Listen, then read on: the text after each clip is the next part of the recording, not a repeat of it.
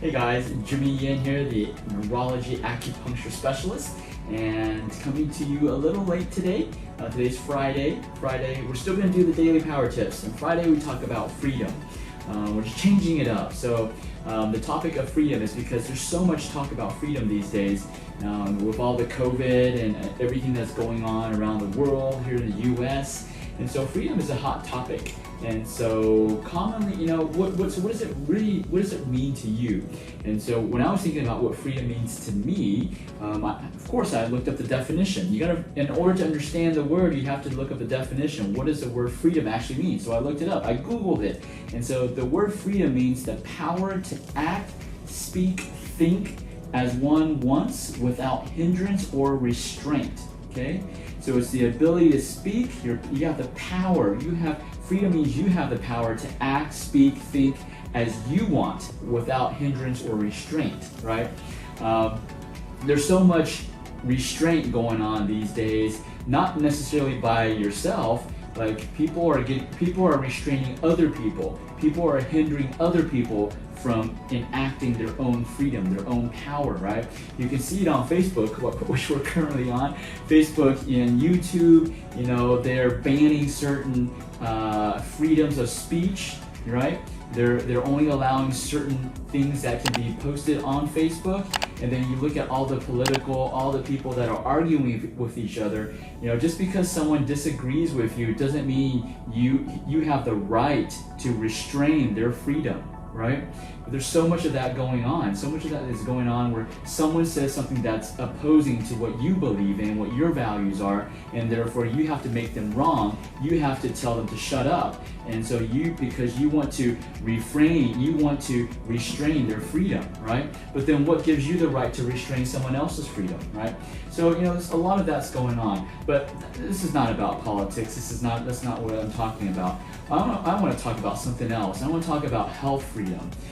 Is something, restraining you or hindering you from being able to act, speak, think, really act, to be able to do what you want to do, what you love to do, with whom you want to do, whenever you want to do. If you lack that, if you can't answer yes, so if you can't do whatever you want to do, whenever you want to do, with whom you want to do, you have lost your health freedom. Okay, I'm talking about just an ability to do activities, to be able to go on a hike, to be able to go swimming, to be able to go bicycling, to be able to play golf, play tennis, play football, whatever. If you can't do those with your kids, with your grandkids, with your spouse, with your friends, you don't have health freedom, because freedom is the power to act without any hindrance or restraint. So what is hindering you from doing those activities that you love to do and you want to do, right? You got to solve that in order to get health freedom. Taking a pill doesn't solve that. Taking a pill temporarily helps you be able to act, but it doesn't allow you to do it without hindrance or restraint, because you're hindered by not having that pill. You're restrained by something else that's going on already in your body. So what is hindering you from achieving your health freedom? There is a solution, regardless of what, again, so much these days the freedom of speech is being hindered and restrained by all these media, right? So regardless of what the media says that what can or cannot be done, just look at, there's so many people these days, they're in their, people that say, I'm getting old, I can't do this, I can't do that. I remember when I was in high school with my doubles partner, we were playing tennis and it was against this 100-year-old gentleman. I think his partner was 70 years old, but he was 100 years old. And this was back in high school, so I was probably about 17 years old. And my doubles partner was even younger. He was probably 16. We actually lost to the 100-year-old and a 70-year-old tennis players, right? Who said getting old, prevents you from having health freedom? That's a myth that people are spreading. It doesn't matter, age is just a number. So that every time that someone tells me, oh, I'm getting old, I can't do this, it reminds me of that 100-year-old tennis player that beat my partner and I. We were how many times younger than he was, but he, because of his skill, he had health freedom, he could still play. He probably plays more than I play right now, okay? And so it's just a myth to believe that you can't do what you want to do, right? And I'm not talking about going for quick fixes, surgeries. Yeah, it can get you to doing some of it, but having a surgery doesn't get you back to where you were before, right? But here's the thing. Sometimes we do degenerate so much, we don't take care of our bodies, we lose our health freedom, that we need surgery, we need medical intervention. But what I'm talking about is before you get to that point, there are things you can do to get before you get to so severe, you need those medical interventions. So, what can you do right now? And I'm not just saying just because I do acupuncture that you have to get acupuncture in order to do it. No, there's daily stuff that you can do, daily habits that I talk about every single day, 5 days a week, for a year now, that you can do at home to actually regain your health freedom. Because all of us, I would say a majority of us were born with health freedom, we just messed it up. We got to take responsibility for it, right? And the next thing is take responsibility for your own health. At the same time, do not restrain or hinder someone else from doing it.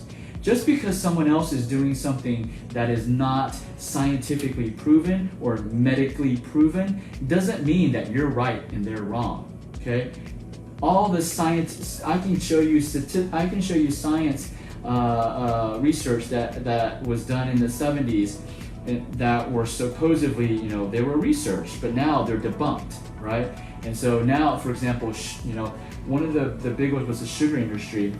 I think it was in the 60s or 70s. The sugar industry did a research that said, okay, fat.